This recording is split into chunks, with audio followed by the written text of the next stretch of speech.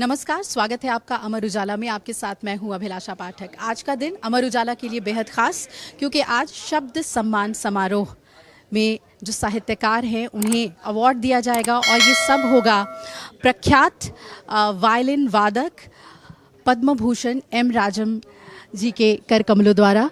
बहुत बहुत स्वागत है आपका मैम। आपके वायलिन को हम लोगों ने बचपन से सुना है और जो आपके दर्शक हैं वो आपके वायलिन को ऐसे समझते हैं कि उस वायलिन से संगीत फूटता है। ऐसा लगता है कि आप गा रही हैं उस वायलिन से।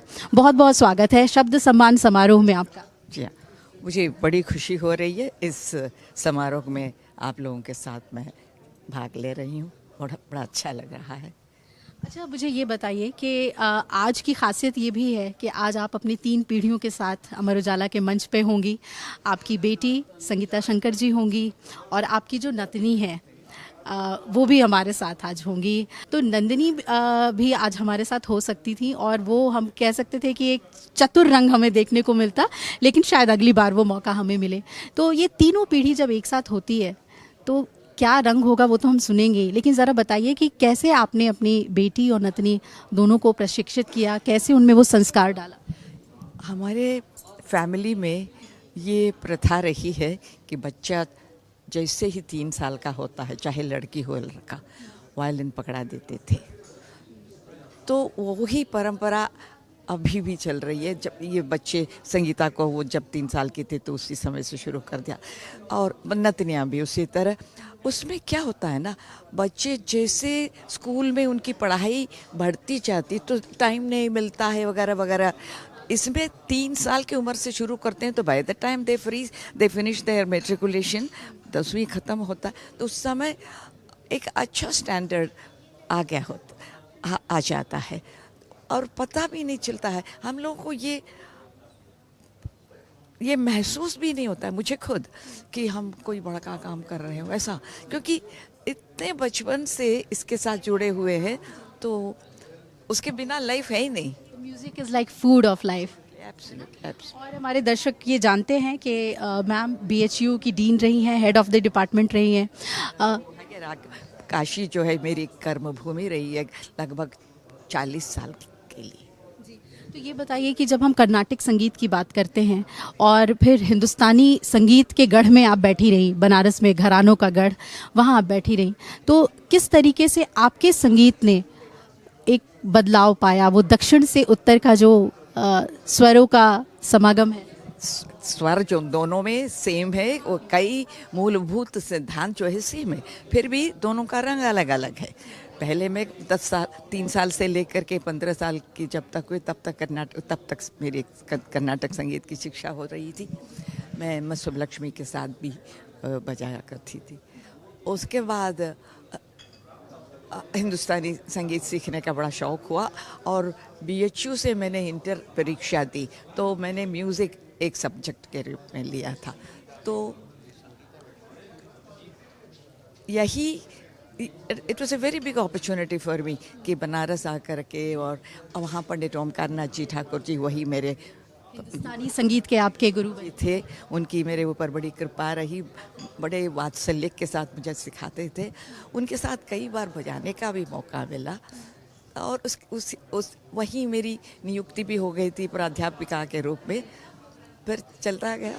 थोड़ा सा वायलिन के बारे में कुछ बताइए। हम तो यही समझते हैं और ये कहा जाता है कि violin is a western instrument, लेकिन साउथ में, दक्षिण में इसे अपनाया गया और फिर संगीत उसमें बजाना शुरू किया जो हमारे गुरु लोग थे। तो क्या इज़ इट वेरी टफ? बहुत टफ है वहाँ उसमें? Absolutely not. आसान है और प्रयास करना चाहिए, कायदे से सीखना चाहिए। और रही बात उत्तर भारत में वायलिन वाद्य संगीत के लिए एक दूसरी भी शैली है, उसको कहते हैं गदकारी या तंत्रकारी। तो वायलिन में तंत्रकारी ज़्यादा प्रचार में था और मैं बजाती रही शुरू से वायलिन में गायकी, जिस तरह गाया जाता है उसी का गायकी अंग की शैली से। तो मैं जब नॉर्थ में आई तो मेरे दिमाग में ये बात आई, हिंदुस्तानी संगीत को भी हम गायकी अंग से प्रस्तुति। तो उसके लिए वैसे हमारे फैमिली में वायलिन का टेक्निक का इतना काफ़ी सारी बातें, काफ़ी सारी नई बातें हम लोगों के, हमारे फादर एक बड़ा अच्छे वायलिन वादक थे। He was an excellent teacher, he was a teacher par excellence, तो अच्छा सिखाते थे। तो यहाँ आकर के हिंदुस्तानी म्यूज़िक को गायकी शैली से बजाने के लिए हम लोगों ने प्रयत्न किया और उसमें मुझे सक्सेस भी मिला। पर हमारे गुरुजी के भी, पंडित ओमकार नाथ जी का भी बहुत उसमें योगदान रहा। तो करीब करीब 15 साल का रिसर्च के बाद आप हिंदुस्तानी संगीत के जो भी फॉर्म कहिए, ख्याल, ध्रुपद, धमार, ठुमरी, भजन, सभी विधाओं के गीतों को जिस तरह गाया जाता है उसी तरह बजाने की क्षमता मुझ में आई, and that was my contribution to the field of Hindustani music. अब आपको कितना बदला हुआ संगीत का माहौल लगता है जब ये इतना सोशल मीडिया का ज़माना आ गया है, रील्स में भी संगीत को लोग क्षण भर के लिए सुनते हैं, तो वो जो घंटों घंटों का रियाज होता था वो अब जब परफॉर्मेंस की बात आती है तो वो बहुत छोटा छोटा होता जा रहा है। तो उसमें कैसे आलापचारी, कैसे बंदिश, कैसे तान को मन में रखते हुए पुराने टाइम के जो गुरुकुल पद्धति रही उसको रिवाइव करने के लिए हम लोग कुछ प्रयत्न कर रहे हैं। मैं मेरी बिटिया संगीता को बुलाऊंगी, वो इसके बारे में ज़्यादा समझाएगी कि मैं उनसे इस बारे में और बात करूंगी क्योंकि वो इस जनरेशन की हैं जो आपसे और फिर जो कमिंग जनरेशन है दोनों से जुड़ती हैं। ये बहुत अच्छा मौका है मेरे लिए संगीत को समझने के लिए। बनारस की क्या चीज़ें आपको पसंद है? मैं सब कुछ बजाती हूँ, कजरी, होरी, ठुमरी बजा। मैं पंडित महादेव जी मिश्र जी थे वहाँ, उनसे उपशास्त्रीय संगीत की शिक्षा मैंने ली है, तो मुझे बनारसी शैली बहुत पसंद है, वो भी मैं बजाती हूँ। आजकल के जो संगीत सीखने वाले बच्चे हैं, आज मैं बजाऊंगी। होली नज़दीक आ रहा है तो वो एक होली जरूर प्रस्तुत करूंगी। क्या बात है, मैं ये डिमांड आपसे करने वाली थी कि होली नज़दीक है, कुछ सुनाइएगा। जो आज के जनरेशन के बच्चे हैं उनके लिए आप क्या कहना चाहेंगे कि स्टडीज़ के साथ म्यूज़िक को कैसे करें? कोई भी कला, वो पेंटिंग हो, डांस हो, म्यूज़िक हो, चित्रकला हो, ये इट्स ए मस्ट, ये ज़रूरी है, ताकि उससे जो है कैरेक्टर बिल्ड होता है।